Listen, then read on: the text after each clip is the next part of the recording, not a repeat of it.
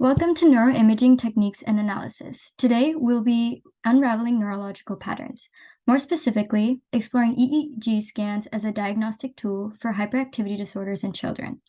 Throughout this process, we have been using a bibliometric analysis strategy in order to collect our data for this topic. And this will further be explained as the presentation continues. Before we go into depth of our graphs and visualizations, my team and I will take a minute to introduce ourselves. Hi, my name is SRIP, and I'm the facilitator for this team. I currently go to UC Berkeley as a second-year student. Hello, everyone. My name is Samani Dash. I am a co-author on this project. I attend UC Berkeley also, and I'm a third-year student. Hello, I'm Alina Vilroman, and I am a subsequent author for this team, and I currently attend UC Berkeley as a second-year student. Hi, my name is Tina, and I am a subsequent author for this team, and I attend Yerba Buena High School, and I am an upcoming junior.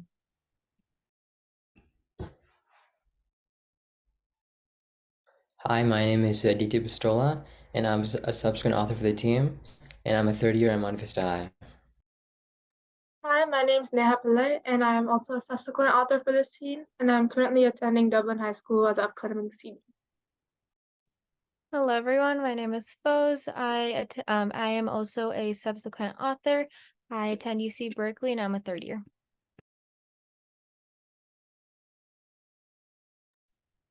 All right, so the flow diagram shown here represents the requisite data collected for this investigation. A comprehensive set of 100 studies was sourced from the Web of Science database, which encompassed all fields. The keywords EEG research in children hyperactive disorder were searched and resulted in a notable 859 outcomes. Subsequently, a selection process was employed to include solely articles, reviews, and preceding papers. Notably, the data employed in the study was exclusively drawn from the most cited category. From the 859 total outcomes, 100 relevant studies were narrowed down to effectively align with the purpose of our research focus. Our emphasis gravitated toward the interplay of article and journal topics, in addition to senior authors who exhibited 2+ papers in the topic affiliated with their respective institutions, and this will be further explained in the following graphs. Figure 1 illustrates senior authors who have written 2 or more published papers on a relevant research topic, as well as the frequency of the papers that relate to EEG research in hyperactivity disorders in children.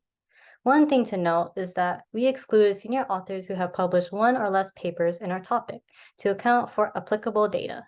This means that not all 100 senior authors from the 100 most cited articles are present here.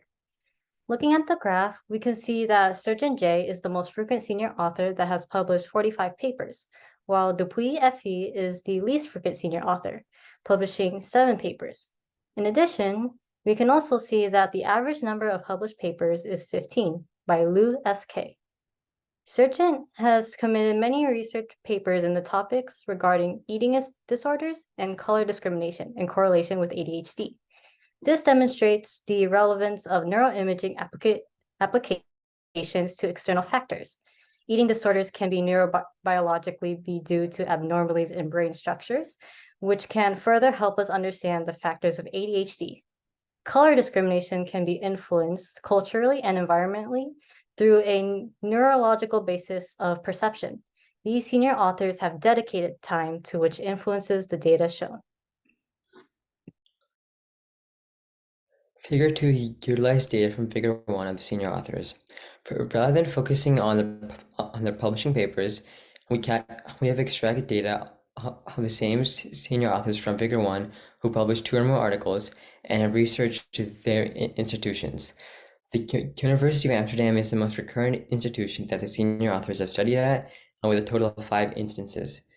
The university is known for its research and expertise as their Department of Clinical Neuropsychology, Child Development, and Education have been actively involved in conducting cutting-edge research on ADHD using EEG techniques.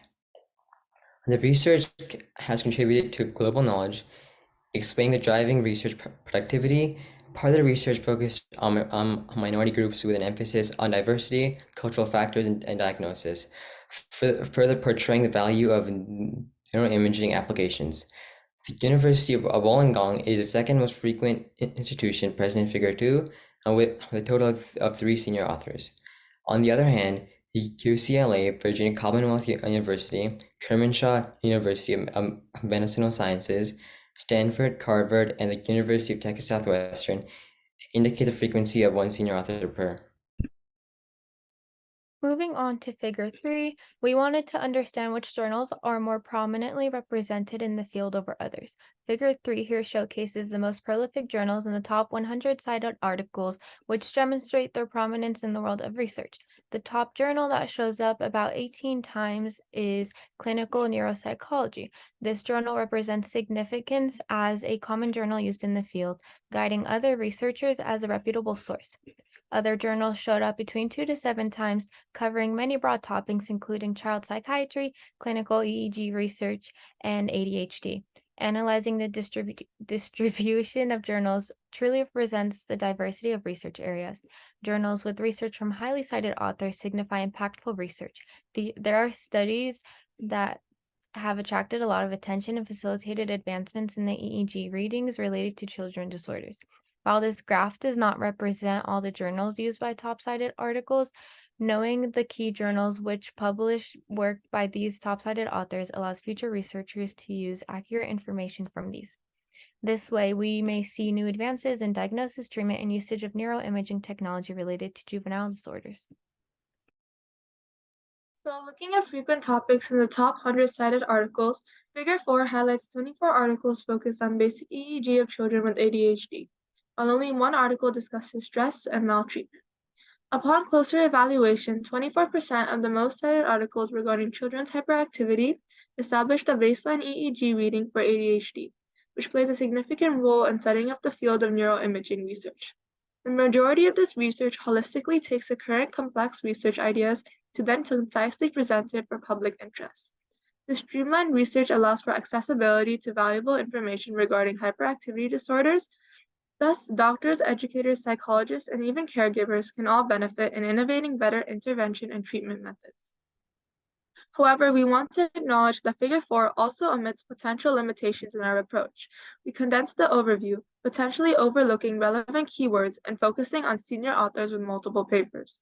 This may overshadow other important articles covering diverse technologies and research smaller-scale studies by emerging researchers.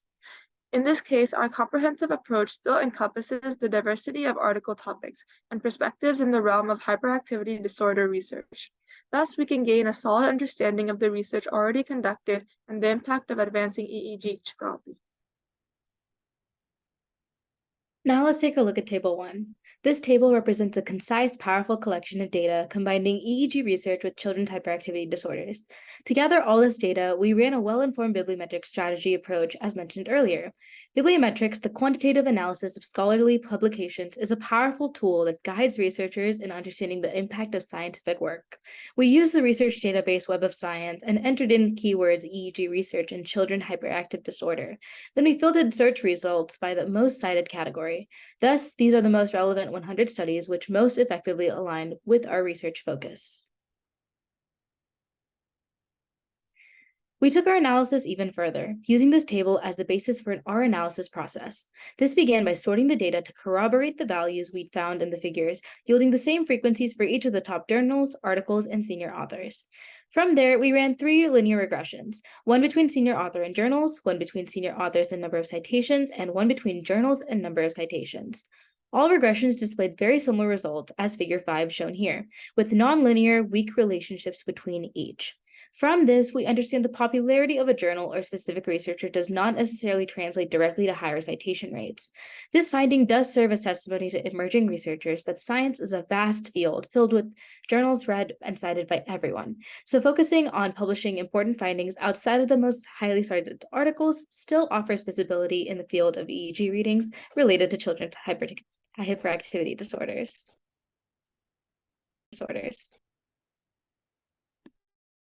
While these previous graphs provide valuable insights into ADHD, it is essential to acknowledge their limitations in revealing the underlying cause of the disorder.